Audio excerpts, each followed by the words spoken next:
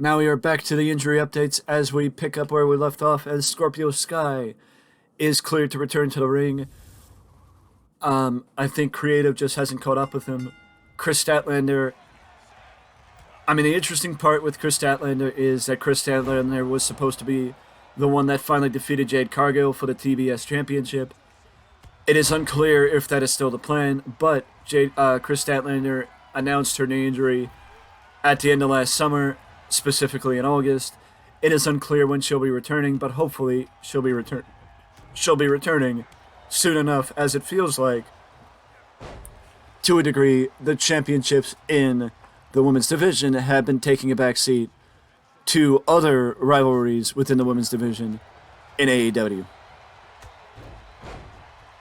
CM Punk tore his triceps in September, and off the top of my head, I do know CM Punk is still injured and has not recovered fully, but I'm sure will be recovering fully very soon.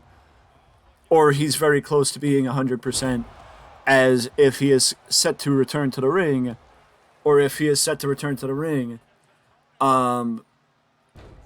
in June, then I'm sure that he is 100% and ready to return. Thunder Rosa, on the other hand, Thunder Rosa has been injured since last summer and is apparently nowhere close to returning to the ring, and is more likely to spend more time on the shelf and possibly have to undergo back surgery. So it is things keep getting worse for the former women's champion. Honestly, we've heard everything from him leaving AEW to go back to WWE to him coming back to AEW when he's 100%. But Andrade apparently had labrum surgery last year to repair his torn labrum, and that is one of the reasons why he's been off television from AEW for as long as he's been off television. But it is unclear what the future holds for Andrade in AEW. But what I can say is that Andrade is somebody that could benefit from the arrival of AEW Collision in the summertime. Griff Garrison has been... it is unclear what the future holds for Griff Garrison in AEW as well, after the departure from the Varsity Blondes for him and Brian Pillman. It is unclear what the future holds for the former Varsity Blonde in AEW when he does return. He was injured last October, underwent surgery in December, and is ready to resume training in-ring in May. So we will probably get an update on him sooner rather than later. Mark Quinn, and this is the reason why Isaiah Cassidy has been a singles wrestler. It's because Mark Quinn has been injured since November, and it is unclear when he will be returning to the ring, because there is no update on the injury that Mark Quinn actually has. So Isaiah Cassidy is going to be a singles wrestler for the foreseeable future. Serena Deeb is in the same category as Mark Quinn, as there is no update as to why she has not wrestled since October, but all we do know is that she has not wrestled since October, and I would probably put it at either something simple as an injury or just lack of creative. But I'm sure Serena Deeb may be somebody that also benefits from the arrival of AEW Collision. Tay Mello, on the other hand, has been not medically cleared to compete because of a back protrusion. So that is the reason why Tay Mello has not been able to compete since, I believe, January. I don't believe that the injury was sustained in that street fight in January with Anna Jay and against Willow Nightingale and Ruby Soho. I believe the back injury, has always been there. It just may have been re-aggravated in that match in January against Willow and Ruby Soho.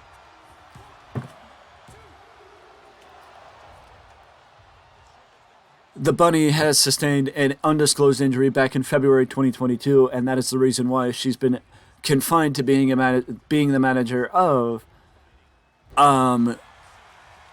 the Butcher and the Blade since then. I think she is a good manager, so it's not really, it doesn't really, how do you put it? It doesn't really hurt her not being able to get in the ring, but being in the ring kind of helps. Joe Doring, now we move to Impact Wrestling as Joe Doring is inactive due to cancer. I do remember the report, or the initial report, of Joe Doring being diagnosed, and I just want to say 100% 10 times over that we wish nothing but the best to Joe Doring here and hope that he is able to find his way to remission and get back to the ring. But it is diagnoses like that that make you realize that there's a lot more important things in life than professional wrestling, like your health, and I wish nothing but the best to Joe Doring in his fight against the C word. Most recent injuries, though, more recent injuries as we also talk about Josh Alexander and Mickie James. Josh Alexander, much like CM Punk, is suffering from torn triceps. He had surgery on March 24th and had to vacate the Impact Wrestling World Championship, much like Mickie James had to vacate the Knockouts Championship due to broken ribs in February. It is unclear when both Mickie and Josh Alexander will be able to return, but what we do know is that they will be top contenders in Impact Wrestling whenever they do. Now we shift over to Tama Tonga's former tag team partner, Tonga Loa, as Tonga Loa has been injured since it is unclear on this Fightful Select report when Tonga Loa suffered his injury, as it just says May 31st, but I'm assuming it was May 31st of last year because May 31st, 2023 has not happened yet, and I highly doubt it was May 21st, 2022, so I'm going to probably say it was May 21st of last year. I highly doubt it was May 21st, 2021, so I'm going to say it was May 21st of last year. May 31st of last year. But either way, Tonga Loa has been injured with a right knee injury since last year, and that is the reason why Tama Tonga has been in the singles realm for the better part of the last year. Now we shift over to the other side of the independents as Rosario Grillo broke her leg in December. Mike Seidel has been sidelined since October 2021. Davina has not been accepting bookings for the foreseeable future while sidelined, and the rotation, torn ACL and meniscus, undergoing surgery. This, of course, is an update from Fightful Select, and I wish nothing but the best to those on the injured reserve right now, and would love to see everybody come back fully healthy and ready to go, as everybody on the injured reserve right now is somebody that is capable of helping a company in some form or fashion and an asset to whatever companies they work for. But also, I just want to give another update for those who may have missed yesterday's news videos. For those who may have missed yesterday's news videos, it is that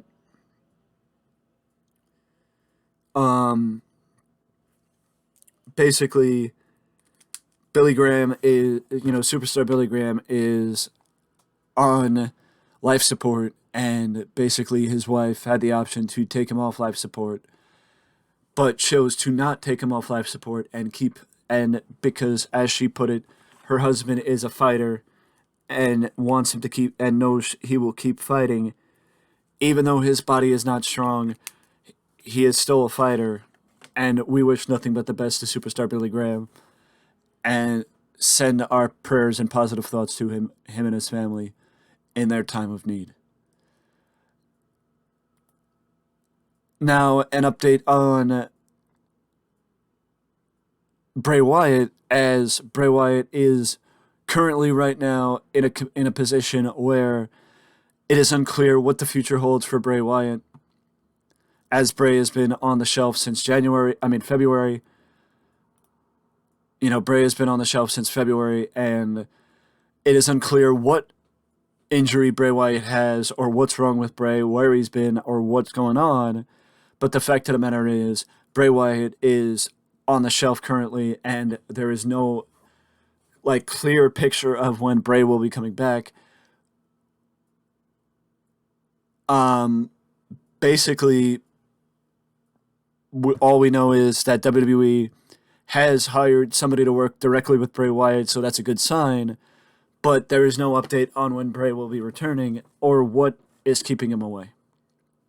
But, and an update from, I believe it was PW Insider and also Fightful, both companies say that Bray and Bo Dallas are still on the WWE roster, but are not currently on the active listing for the roster due to the injury that is keeping Bray Wyatt out of the picture.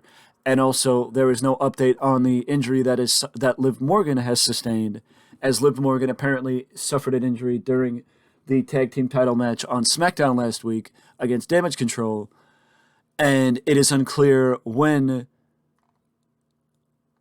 Liv Morgan will be returning, the severity of her injury, or how long she will be out. All we do know is that Liv Morgan is injured, and it is unclear what the future holds for the tag team titles, because Raquel Rodriguez and Liv Morgan were supposed to fight Chelsea Green and Sonya Deville yesterday on Raw for the tag team titles, but Raquel Rodriguez ended up fighting Raquel Rodriguez ended up fighting Chelsea Green in singles action instead. So it is unclear what the future holds for the tag team titles at this point, but I do hope that Liv Morgan is all right and can return 100%. Again, we have an update on Seth Rollins, but first we shift over to WWE 2k23, as WWE 2k23 released an update earlier today, and it is one of the most newsworthy updates because Candice LeRae and Mia Yim have been added as playable characters to WWE 2k23, which is a first in my opinion, because I don't remember WWE ever adding wrestlers as playable characters to the game and not forcing them to be downloaded characters. So props to WWE for doing that and introducing new talent in updates. And speaking of video games, we can give you an update on Fight Forever, as a list of achievements have been released for Fight Forever, which is a good sign that the game could be out very soon. And also, maybe a playable game has been added to, or a downloadable game has been added to the Xbox. So that means that a full build of the game is completed. It is just still unclear when the game will be released, so I will keep you up to date on that. And the last update is WWE is hesitant to make Seth Rollins World Heavyweight Champion because Seth Rollins garnered a role in the upcoming Captain America New World Order movie. And if those roles keep coming, they don't want to give him the title and have another person as world champion not be active on programming. So it is possible that AJ Styles could win the title, or if anything, Seth could win the title and not keep it for that long. But either way, it will be interesting to see what happens at Night of Champions, because both, in my opinion, Seth Rollins and AJ Styles deserve the championship. And props to Seth for getting the role in the Captain America movie, because honestly, nobody looks more like a supervillain than Seth Rollins. Either way, though, that is it for the news, and I will see you in the next one.